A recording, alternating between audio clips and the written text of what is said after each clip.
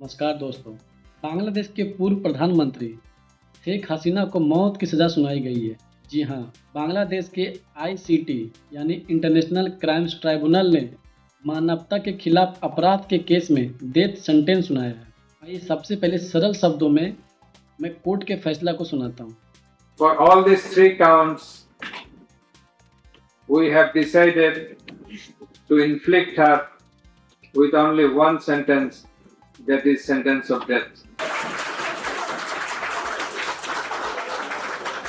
लेकिन यहाँ एक बड़ा सवाल उठता है, क्या ये कोर्ट सच में इंटरनेशनल है? क्या ये यूनाइटेड नेशन का कोर्ट है? इसका जवाब मैं आगे दूंगा। फैसले के बाद बांग्लादेश की सरकार ने सीधे भारत को आधिकारिक रूप से कहा है, हमारी इंटरनेशनल ट्राइब्यूनल कोर्ट ने डेथ सेंटेंस दे दिया है, इसीलिए भारत तुरंत शेख हसीना को हमें सौंप दे, यानी हैंड ओवर कर दे। वे भारत को यह भी याद दिला रहे हैं, इंडिया बांग्लादेश एक्स्ट्राडिशन ट्रीटी मौजूद है, पर सवाल ये है, क्या भारत कानूनी तौर पर उन्हें सौंप सकता है? आखिर यह एक्स्ट्राडिशन ट्रीटी है क्या? उदाहरण से समझते हैं। सपोज अगर भारत और किसी देश के बीच यह ट्रीटी है और कोई अपराधी दूसरे देश भाग गया है, तो भारत उस देश से कह सकता है वो आदमी वापस करो, यहाँ केस चलेगा, यानी हमारे भारत में केस चलेगा। लेकिन इस केस में बांग्लादेश शायद एक बात भूल रहा है या जानबूझकर इग्नोर कर रहा है। इस ट्रीटी का सबसे महत्वपूर्ण आर्टिकल है आर्टिकल 6, जो क्लियर शब्दों में कहता है पॉलिटिकल ऑफेंस में एक्स्ट्राडिशन को मना किया जा सकता है। और याद रखिए, शेख हसीना एक पूर्व प्रधानमंत्री है, यानी पॉलिटिकल कैरेक्टर में आती है, इसीलिए भारत कानूनी तौर पर यह कह सकता है यह मामला पॉलिटिकल नेचर का है, इसलिए हम एक्स्ट्राडिशन नहीं कर सकते। यही कारण है कि भारत उन्हें संरक्षण दे पा रहा है, यह पूरी तरह लीगल है। ट्रीटी बनाते समय भारत और बांग्लादेश दोनों को एक डर था। बांग्लादेश में कई बार आर्मी टेक ओवर होता रहा है।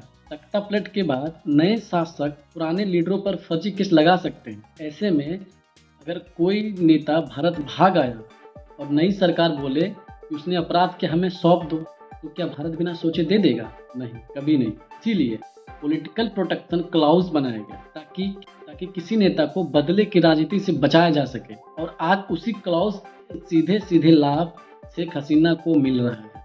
बांग्लादेश सरकार भारत पे दबाव बना रही है। बांग्लादेश कह रहा है अगर आपने शेख हसीना को शेल्टर दिया तो यह अनफ्रेंडली एक्ट माना जाएगा और रिश्ते खराब हो सकते हैं।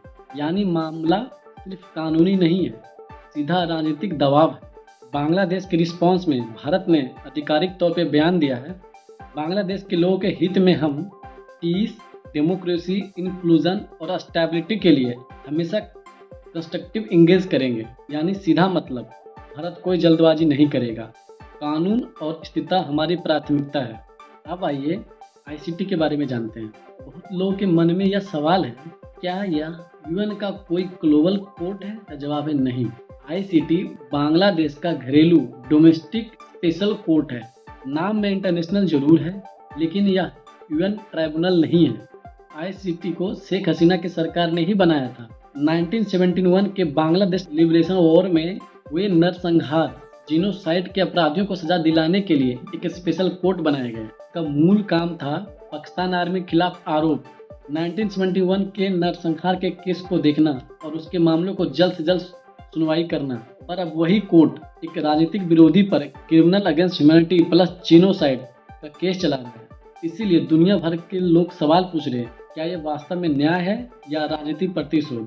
कुल मिलाकर मामला सिर्फ एक सजा का नहीं है, यह सवाल है कि बांग्लादेश में राजनीति किस दिशा में जा रही है। सत्ता के संघर्ष में आज निशाना शेख हसीना है, कल कोई और भी हो सकता है। बांग्लादेश सत्ता संघर्ष के आग में है और भारत इस बीच बेहद संवेदनशील मोड़ पर खड़ा है। सबसे बड़ी बात, यह मामला यह तय करेगा कि बांग्लादेश का लोकतंत्र मजबूत होगा या राजनीति बदले का दौर आगे भी चलता रहेगा।